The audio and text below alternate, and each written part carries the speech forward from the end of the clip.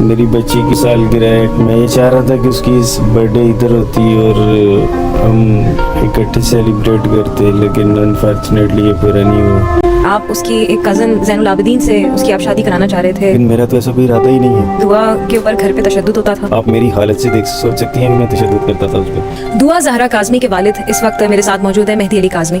और दुआ ज़हरा की आपने देखा कि मुताद्दिद वीडियोज़ आई हैं जिसमें उसने बयान दिया है कि वो अपनी मर्ज़ी से जो है लाहौर गई है और अपनी मर्ज़ी से उसने वो निकाह किया है। लेकिन जानते हैं इनके वालिद से कि उनका इस हवाले से क्या कहना है। और आज क्योंकि वो किसी वकील के पास भी गए थे और कोर्ट भी गए थे और दुआ ज़हरा ने मुकदमा भी कर दिया है अपने वालिद पर कि वो उन्हें हिरासा ना करें मजीद, तो इस हवाले से जानते हैं कि इनके वालिद का क्या कहना है। मुझे बताइएगा कि आज आप किसी वकील के पास गए थे, तो क्या आप भी उनके ऊपर मुकदमा करने लगे या आप भी कोई कानूनी रास्ता इख्तियार कर रहे हैं? मैं सबसे पहले तो मैं एक अपना लीगल वो वे देखने गया था कि मेरे पास क्या लीगल ऑप्शंस हैं, क्योंकि मैं बहुत होपफुल था कि आज जो हमारी कराची से की जो पुलिस गई हुई थी वो उसे लेकर आ जाएगी। लेकिन अनफॉर्चुनेटली उसने जो बयान दिया, मैं जो समझ सका हूँ अंडर इन्फ्लुएंस थी, अंडर प्रेशर थी किसी अननोन फैक्टर के, उस वजह से उसने वो बयान दिया और उसकी वजह से वो यहाँ आ नहीं पाई। इसके अलावा अब मैं देखूंगा कि मेरे पास क्या ऑप्शंस मौजूद हैं। ठीक है, दुआ की सालगिरह भी है 27 तारीख को। उस हवाले से कुछ आपने सोचा है कि आप क्या करेंगे? मेरे ख्याल से आप बता रहे थे कि लाहौर जाने का आपका इरादा है, तो एक सरप्राइज़ दुआ के लिए शायद। मेरी बच्ची की सालगिरह है। मैं ये चाह रहा था कि उसकी इस बर्थडे इधर होती और हम इकट्ठे सेलिब्रेट करते, लेकिन अनफॉर्चुनेटली ये पूरा नहीं हुआ।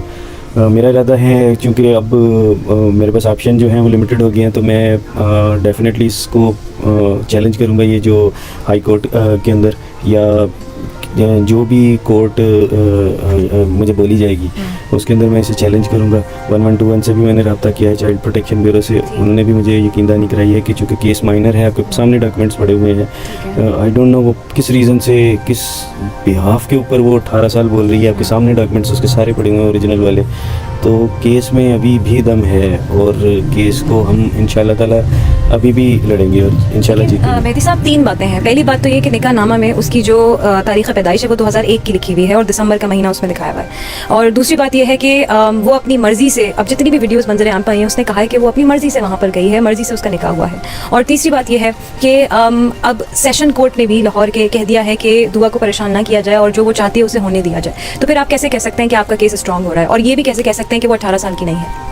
18 साल की नहीं है, वो तो आपके सामने डॉक्यूमेंट्स पड़े हुए हैं, आप उसे वेरीफाई कर सकते हैं। उसका बर्थ सर्टिफिकेट है मेरे पास मेरे पास सबसे पहली बात ये कि मेरी जो मैरिज है वो आप देख लें, मेरी शादी को 16 साल 11 महीने हुए हैं, मेरी शादी को 18 साल नहीं हुए, तो वो कैसे कह सकती है? वो कल 14 साल की होगी इंशाल्लाह, ठीक है? तो शी इज़ ए माइनर, ये तो 100% मेरे पास एक ओरिजिनल प्रूफ पड़ा हुआ है। उसके पास ऐसा कोई एविडेंस नहीं है कि वो 18 की है, ठीक है? वो जस्ट, अगर आप मेरा ख्याल है निकाहनामा भी देखें तो उस पर कोई नंबर भी नहीं है आईडी कार्ड वगैरह का, ठीक है? तो जस्ट एक खानापुरी करके वो बना दिया गया और जो मौलवी था उसने भी बाद में रोल बैक कर दिया कि मैंने तो ये निकाह भी नहीं पढ़ा। दूसरी चीज़ ये कि केस इस तरह से कि मैं सिर्फ रिव्यू की पिटीशन उसमें डालूंगा और उनको कहूँगा कि, क्योंकि अभी ये जो केस हुआ इसके अंदर हमारे एंड से तो कोई पार्टी, कोई बंदा मौजूद नहीं था, तो वो जस्ट वन साइडेड वो था। ये एक्सेप्ट कि उसने बयान दिया वहाँ, लेकिन आई एम 100% श्योर कि उसके वो अंडर प्रेशर थी जिस भी रीज़न से। ठीक है, लेकिन दुआ ने ये भी तो कहा है कि दुआ के ऊपर घर पे तशद्दुद होता था, और दूसरा ये कि आप उसकी एक कज़न ज़ैनुल आबिदीन से उसकी आप शादी कराना चाह रहे थे ज़बरदस्ती, तो इसमें कितनी सदाकत है? जैसे वो अपना 18 साल का वो झूठ बोल रही है, ऐसे वो उससे ये चीज़ें भी बुलवाई जा रही तो हैं। ज़ैनुल आबिदीन नाम का कोई कज़न नहीं है? बिल्कुल है, लेकिन मेरा तो ऐसा कोई इरादा ही नहीं है। कौन है ज़ैनुल आबिदीन? मेरे भाई का बेटा है, लेकिन ऐसा कोई इशू नहीं है, ना कभी मैंने ऐसा सोचा और ना मैं कभी ऐसा सोचता, क्योंकि एक एज गैप था दोनों के अंदर। और दूसरी चीज़ ये कि अगले बंदे की वो शायद किसी और को पसंद करता होगा या उसका कोई अपना, मैं किसी के ऊपर वो, ये बिल्कुल एक गलत। ये जब वहाँ गई है, उन्होंने इससे इन्फॉर्मेशन कलेक्ट की कि घर में कौन कौन था, तो उन्होंने एक नाम के ऊपर केस को थोड़ा सा मजबूत बनाने के लिए उन्होंने एक नाम लेकर तो उसके ऊपर वो डाल दिया कि ऐसा कुछ भी नहीं है। दूसरी चीज़ उसने कहा कि मैं तशद्दुद करता था। आप मेरी हालत से सोच सकती हैं कि मैं तशद्दुद करता था उस पर। गली के अंदर आप एक घर में जाइए और आप उनसे पूछिए कि कभी इस घर से लड़ने की आवाज़ आई है, जो मेरा घर था, मेरे घर के नीचे जो लोग रहते हैं उनसे पूछिए, सामने वालों से पूछिए, कोई भी नहीं बताएगा कि कभी भी इस घर से लड़ाई झगड़े की या मार कुटाई की आवाज़ें आई हूँ। तो ये जो उसे बोला गया, जिस भी प्रेशर में है वो, जो उसे बोला गया वो उसने बोला। तो आपको क्या लगता है कौन इसको बोल रहा है ये करने को? वो जो दूसरा एक हमने छोटा लड़का देखा उसके साथ ज़हीर अहमद, क्या आपको लगता है वो है उसके पीछे? और वो कौन है लड़का? वो यहीं पे का रहने वाला है? वो यहाँ का नहीं है मेरे लिए, तो मैंने तो उसे कल फर्स्ट टाइम देखा है। अच्छा। ठीक है, मेरे लिए वो दो तीन दिन पहले वो एक नाम निकलना शुरू हुआ था जब इंटेलिजेंस ने वर्कआउट शुरू किया है गेम के ऊपर, और गेम के अंदर से एक आईडी निकली और कौन सा गेम था? क्लैश ऑफ क्लैंस गेम का नाम था। alright. उसके अंदर से वो आईडी एक निकली, और उसके बाद पबजी नहीं था?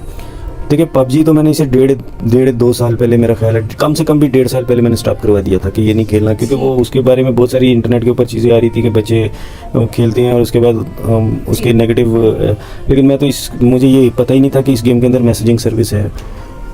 इसमें मैसेजिंग भी थी, और इसके अंदर शायद मुझे बाद में इंटेलिजेंस ने बताया कि इसमें तो कॉलिंग भी हो जाती है। ओके। तो वो मैंने तो खैर कभी उसे कॉल पे तो नहीं देखा, लेकिन उसके अंदर से मैसेजिंग पे उससे उस लड़के कितने का अरसे से खेलती थी वो क्लैश ऑफ क्लैंस? गालिबन मेरा ख्याल है 1 साल तो हो गया होगा। अच्छा, 1 साल से मतलब वो खेल रही थी, तो हो सकता है 1 साल से ज़हीर शायद अहमद थोड़ा को- ज़्यादा टाइम हो या 1-2 महीने कम हो, लेकिन एटलीस्ट इतना तो था। और दुआ घर में आप देखते होंगे, अगर पीसी या लैपटॉप जिस चीज़ के ऊपर भी खेलती थी आप मुझे बताइएगा, तो वो कितना वक्त गुजारती थी वो गेम वगैरह खेलने में? पीसी लैपटॉप के ऊपर तो वो बहुत कम खेलती थी, असल उसका जो आईपैड था उसी के ऊपर वो गेम अच्छा। खेलती थी, और दिन में 5-6-7 घंटे तो एटलीस्ट खेलती थी। ठीक है। डिफरेंट टाइम्स के ऊपर, कभी 2 घंटे खेल लिया, कभी 2 घंटे खेल लिया। तो उन्होंने बेसिकली क्या इन्फॉर्मेशन रिट्रीव किया उसमें से, जो गेम उन्होंने उसमें निकाला है? उसमें एक जस्ट आईडी मिली थी, और उसके अंदर उन्होंने वो उसके पास पहुंचना शुरू किया, तो उन्होंने मुझे कहा कि ये एक ऐसा लग Just रहा एक है। नाम, कोई मैसेजेस कुछ भी? हाँ, प्लस गूगल के अंदर से, गूगल की हिस्ट्री के अंदर से उन्होंने एक यही ज़हीर अहमद का एक नंबर निकाला। Alright. ठीक है, तो जो डिलीटेड था, तो उन्हें शक होना शुरू हुआ, लेकिन उसी दौरान ये निकाहनामा कल आपने देखा, ये मेरा ख्याल है 1 दिन 2 दिन पहले पीछे चले जाएं तो ये निकलना शुरू हुआ था।